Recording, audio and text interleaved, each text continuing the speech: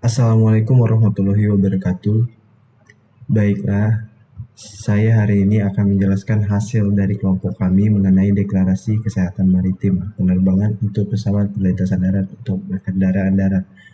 Sebelum itu, kami dari kelompok 6 mengenalkan anggota 1. Benita Tisha Yulanda, 2. Anita Putri Lestari, 3. Rahman Mulyazin, 4. Nurmalisa, dan saya sendiri Emrina Faridi. Deklarasi Kesehatan. Berdasarkan Undang-Undang RI Nomor 6 Tahun 2018 tentang Kekarantinaan Kesehatan, menurut Pasal 63 Ayat 2 bahwa deklarasi kesehatan harus diisi dan diberikan oleh nahkoda, kapten penerbangan, atau pengemudi kendaraan darat kepada pejabat karantina kesehatan pada saat kedatangan alat angkut. Deklarasi kesehatan sebagaimana dimaksud dalam UU RI Nomor 6 Tahun 2018 Pasal 62 huruf A berupa 1. Deklarasi Kesehatan Maritim atau Maritime Declaration of Health untuk kapal. Kedua, Deklarasi Kesehatan Penerbangan atau Health Part of the Aircraft General Declaration untuk pesawat udara. Tiga, Deklarasi Kesehatan Perlintasan Darat atau Ground Crossing Declaration of Health untuk kendaraan darat. Deklarasi Kesehatan Maritim, Maritime Declaration of Health untuk kapal, yaitu deklarasi kesehatan maritim adalah suatu dokumen atau sertifikat yang diberikan kepada setiap kapal yang memasuki pelabuhan yang berisi pernyataan-pernyataan untuk kapten atau nahkoda mengenai kesehatan kapal. Yaitu kapal yang dimaksud adalah kendaraan air yang bentuk dan jenis tertentu yang digerakkan dengan tenaga angin, tenaga mekanik, energi lainnya. Prosedur keberangkatan kapal. Dan pertama, nahkoda melalui agen pelayaran melaporkan kepada kepala KKP tentang rencana keberangkatan. 2. Agen pelayaran menyerahkan dokumen kesehatan original seperti bukti registrasi, permohonan free practice, buku kesehatan, dan lainnya. Yang ketiga, petugas KKP melakukan pemeriksaan dokumen, pengisian buku kesehatan, dan lain-lain. Yang keempat, petugas KKP melengkapi dan mencatat data. Yang kelima, bila dokumen kesehatan lengkap dan berlaku dan hasil pemeriksaan sanitasi kapal baik, maka kapal diterbitkan izin berlayar. Yang kedua, tidak lengkap atau tidak berlaku, ya kapal tidak bisa berlayar. Ataupun agen pelayaran harus melengkapi dokumen tersebut. Yang keenam, apabila 1 kali 24 jam tidak berlayar terhadap kapal tersebut dilakukan pemeriksaan ulang. Yang ketujuh, agen pelayaran menyelesaikan pembayaran. B.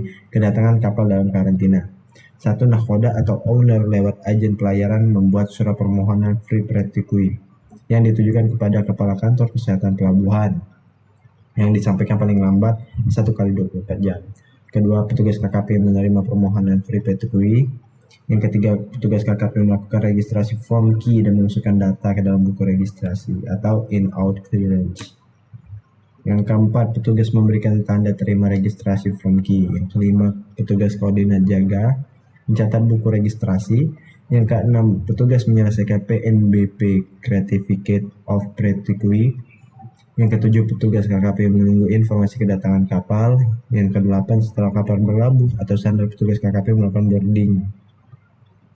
Yang kesembilan, di atas kapal, petugas KKP melakukan berbagai pemeriksaan setelah kapal dinyatakan bebas karantina, yaitu diterbitkan COP dan dipersilakan untuk menurunkan atau mematikan isyarat karantina. Yang pertama, pada siang hari penurunan bendera kuning, pada malam hari mematikan lampu merah di atas putih. Yang ke-11, kapal diizinkan sandar untuk melakukan bongkar muatan. Kedua, deklarasi kesehatan penerbangan, Health Part of the Aircraft General Declaration untuk pesawat udara. Menurut Undang-Undang Nomor 6 Tahun 2018 tentang kekarantinaan kesehatan pesawat udara adalah setiap mesin atau alat yang dapat terbang di atmosfer karena gaya angkat dari reaksi udara, tetapi bukan karena reaksi udara tersebut permukaan bumi yang digunakan untuk penerbangan. Jasa pelayanan transportasi udara melibatkan beberapa unsur. Yang pertama, moda transportasi udara atau pesawat terbang, ruang lalu lintas udara atau rute penerbangan. 3. Terminal, bandar udara, muatan udara, passenger of cargo, pengawasan di bandar udara, yaitu A. Prosedur kedatangan pesawat udara pada keadaan normal. Pada saat kedatangan pesawat udara, kapten penerbangan melalui perusahaan ground handling wajib menyerahkan dokumen-dokumen kepada penyelenggaraan bandar udara. Yang kedua, dokumen harus diserahkan dalam bentuk kertas sesuai format yang telah ditetapkan. Yang ketiga, dokumen tidak perlu diserahkan jika pesawat udara tidak menaikkan atau menurunkan penumpang, benda-benda pos, namun wajib tercatat. Yang keempat, penyelenggaraan angkutan udara tidak harus menyampaikan secara tertulis dokumen sebagai berikut: daftar bagasi tercatat, daftar benda pos lain yang tertulis dalam formulir UPU, atau daftar persediaan atau store.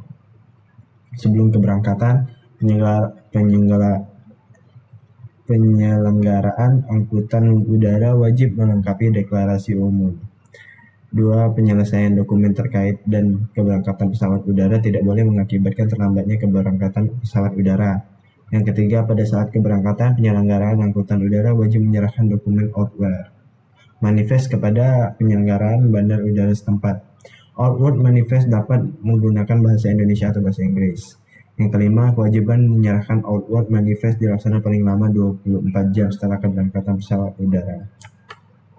Yang kelima, informasi dalam daftar barang-barang persediaan di store selama penerbangan yang dinaikkan atau diturunkan dari pesawat udara.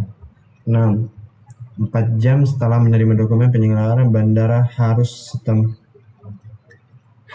wajib menyampaikan salinan dokumen terkait kepada pejabat unit kerja. Yang ketujuh, pemeriksaan secara acak atas kelengkapan dokumen.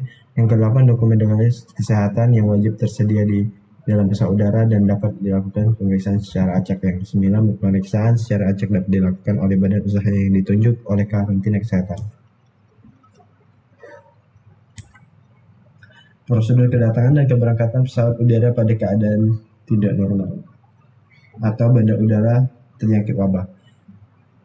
1. Setiap pesawat udara yang datang dari bandar udara wilayah yang terjangkit atau terdapat orang hidup atau mati, terdapat barang-barang yang diduga terpapar di dalam pesawat dikenakan status karantina. Yang kedua, kapten penerbangan pesawat udara wajib segera melaporkan mengenai keadaan kepada petugas lalu lintas udara yang bertugas.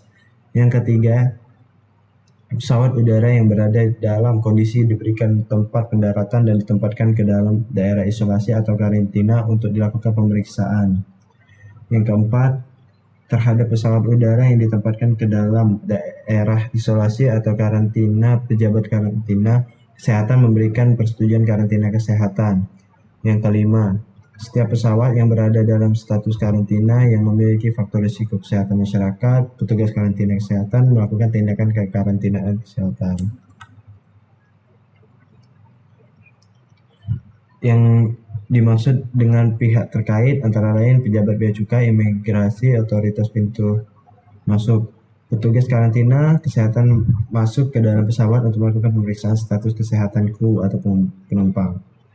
Yang kedelapan, sebelum penumpang turun untuk mencegah masuknya serangga penular penyakit dari negara lain, dilakukan disinfeksi sesuai standar termasuk kargo. Yang kesembilan, pada saat pesawat dalam keadaan kosong sebelum berangkat dilakukan disinfeksi sesuai standar.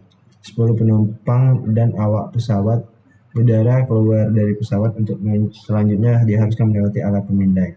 Yang ke-11, penumpang atau awak pesawat udara yang diketahui terjaring alat pemindai suhu tubuh dipersilakan memasuki ruang wawancara khusus.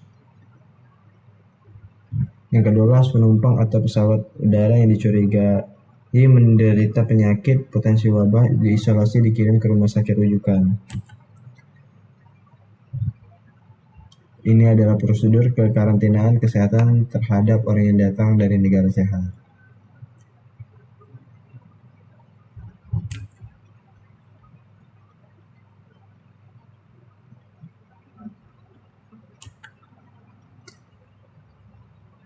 Ini ada sertifikasi vaksinasi internasional atau International Certificate Vaccination of Prophylaxis atau ICV.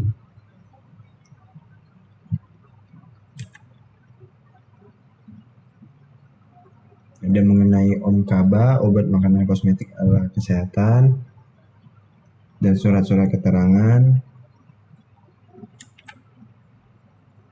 Ini adalah cara disinseksi pesawat.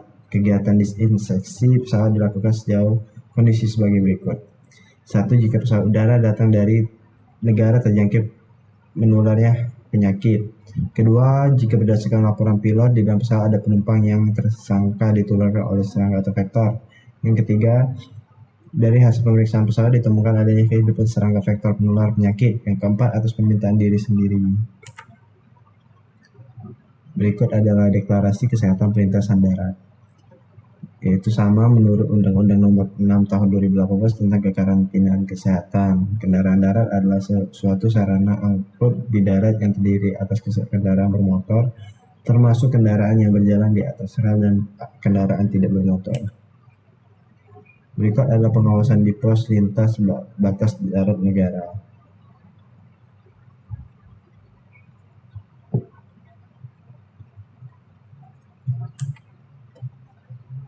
Ini sebelum kedatangan, salah satunya setiap kendaraan harus datang wilayah dari yang terjangkit atau tidak, terdapat orang hidup atau mati, terdapat orang atau barang yang diduga terpapar.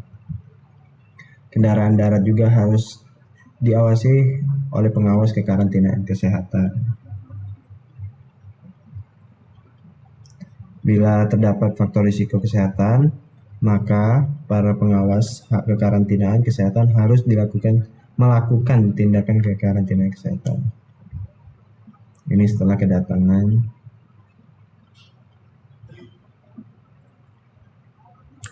Dan terima kasih. Itu saja penjelasan dari kelompok kami. Mohon maaf bila ada salah kata. Assalamualaikum warahmatullahi wabarakatuh.